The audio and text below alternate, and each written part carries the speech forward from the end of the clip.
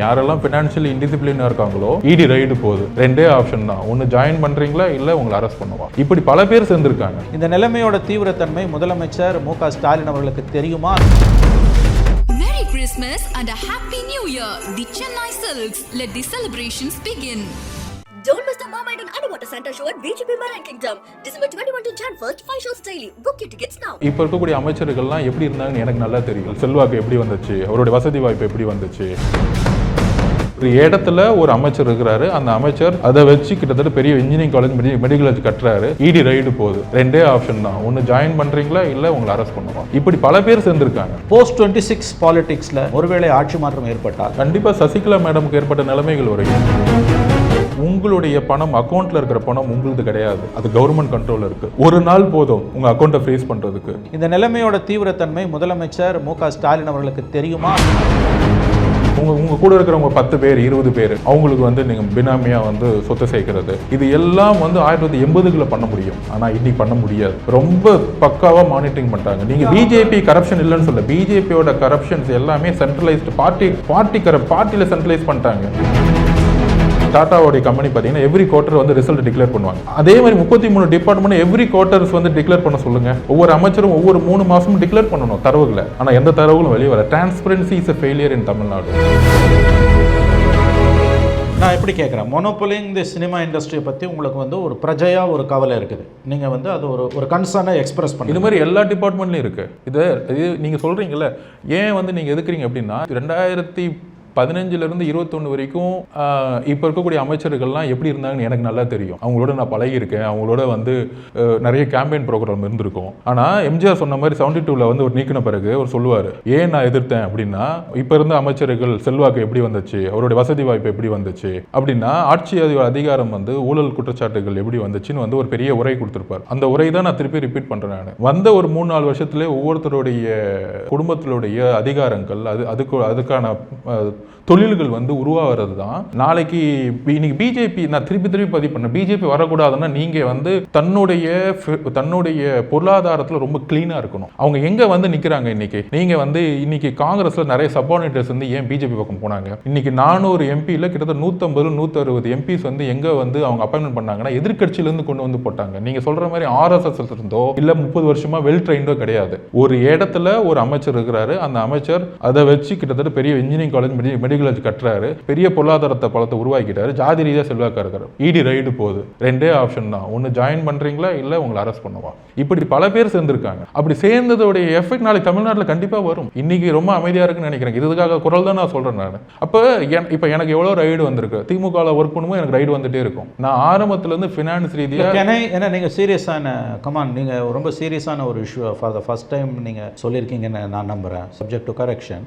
Post 26 பாலிடிக்ஸ்ல in case there is a change of regime, ஒருவேளை ஆட்சி மாற்றம் ஏற்பட்டால், கடந்த 10 ஆண்டுகளில் எப்படி பல காங்கிரஸ் அமைச்சர்கள் என்ஃபோர்ஸ்மெண்ட் டைரக்டரேட் ரெய்ட்ஸுக்கு பிறகு பிஜேபிக்கு போனாங்களோ, அதே நிலைமை இன்றைய திமுக அமைச்சர்கள் சிலருக்கோ பலருக்கோ ஏற்படும் என்று நீங்கள் கருதுகிறீர்கள்? கண்டிப்பா சசிகலா மேடமுக்கு ஏற்பட்ட நிலைமைகள் வரும். யாரெல்லாம் ஃபினான்ஷியலி இன்டிசிப்ளினாக இருக்காங்களோ, உங்களுடைய பணம் அக்கௌண்ட்ல இருக்கிற பணம் உங்களுக்கு கிடையாது, அது கவர்மெண்ட் கண்ட்ரோல்ல இருக்கு. ஒரு நாள் போதும் உங்க அக்கௌண்ட்டை ஃப்ரீஸ் பண்றதுக்கு.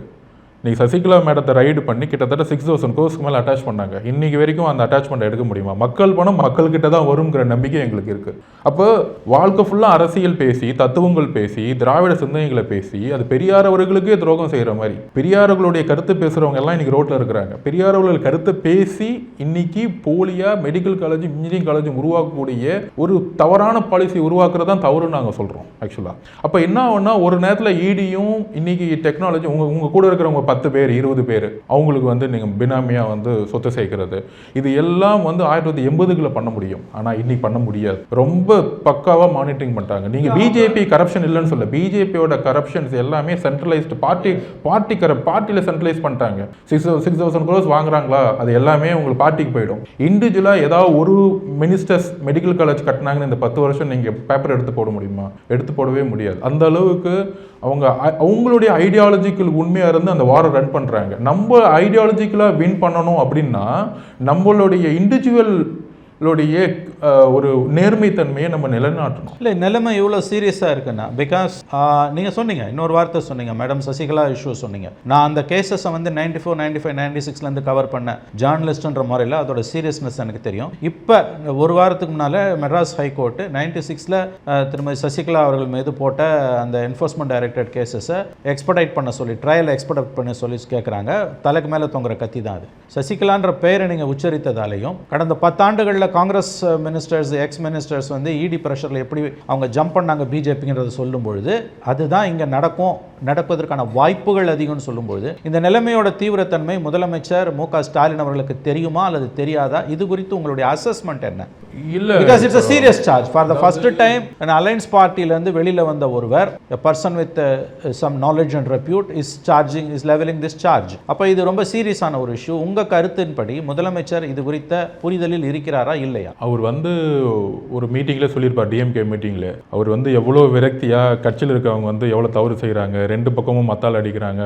நீங்கள் பார்த்துருப்பீங்க, முத 21 ஆட்சிக்கு வந்த உடனே ஒரு கட்சி மீட்டிங்கில் உட்காந்து ஓப்பனாக பேசியிருப்பார். கட்சியில் இருக்கவங்கள என்னால் கண்ட்ரோல் பண்ண முடியல, இரவு தூங்க முடியல அப்படின்னு வந்து சுய விமர்சனத்தை பண்ணியிருப்பாங்க. பொதுவாக அப்படி யாரும் விமர்சனம் பண்ண மாட்டாங்க, ஒரு போல்டாக பேசிட்டு போவாங்க. அவர் மேலே எனக்கு விமர்சனம் பண்ணி பழக்கம் இல்லை. ஆக்சுவலாக நான் 21 முன்னாடி பார்த்த ஒரு தலைமைக்கு அப்புறம் இப்போ பார்க்குறதுக்கும் நிறைய வேறுபாடுகள் இருக்குது. அது மேபி நான் வந்து எலெக்ஷன் கேம்பெயின் பண்ணும்போது நான் அன்னைக்கு பேசுவேன். எனக்கு அப்போ corruption is serious issue in Tamil Nadu. கரப்ஷன்னா பயங்கரமான முக்கியமான விஷயம். ஏன்னா கரப்ஷனோட ப்ராப்ளம் நான் என்னன்னு சொல்லிடுறேன். கேஸ்ட் எந்த அளவுக்கு முக்கியமோ, மதம் எந்த அளவுக்கு முக்கியம், கரப்ஷனும் is the biggest problem. Because ஒரு அமைச்சர் அவர்கள் ஊழலை வந்து முன்னிலைப்படுத்தி ஒரு பாலிசியில் ஒரு ஸ்கீமை கொண்டு வந்து அந்த ஸ்கீமில் தனக்கான பங்கு அவங்க எடுத்துக்கிட்டு தன்னுடைய வளத்தை பார்க்கும் பொழுது, ஃபார் எக்ஸாம்பிள் வந்த பணத்தை ஒரு மெடிக்கல் காலேஜ் கட்டுறாங்கன்னு வச்சுக்கோங்க. அவங்களுடைய ஃபோக்கஸ் மெடிக்கல் காலேஜ் எப்படி க்ரோத் பண்ணணும் தான் இருக்கும், எப்படி வளர்க்கணும்.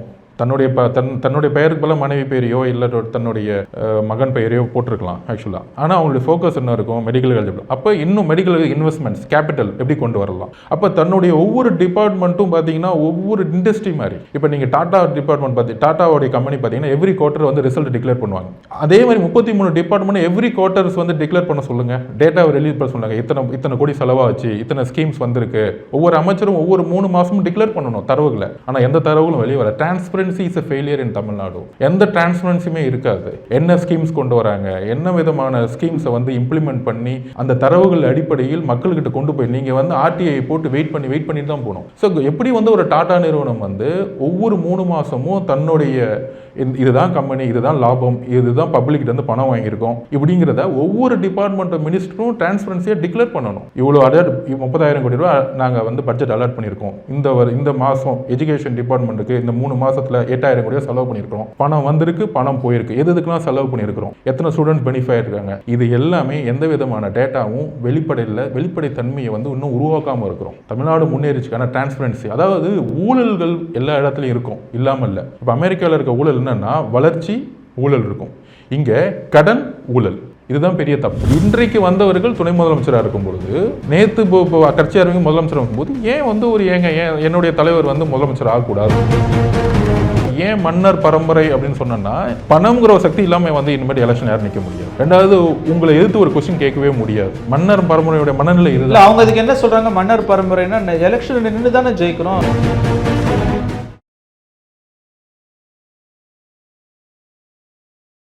Merry Christmas and a Happy New Year! The Chennai Silks. Let the celebrations begin. Don't miss the Mermaid and Underwater Santa show at VGP Marine Kingdom, December 21 to Jan 1st, 5 shows daily. Book your tickets now.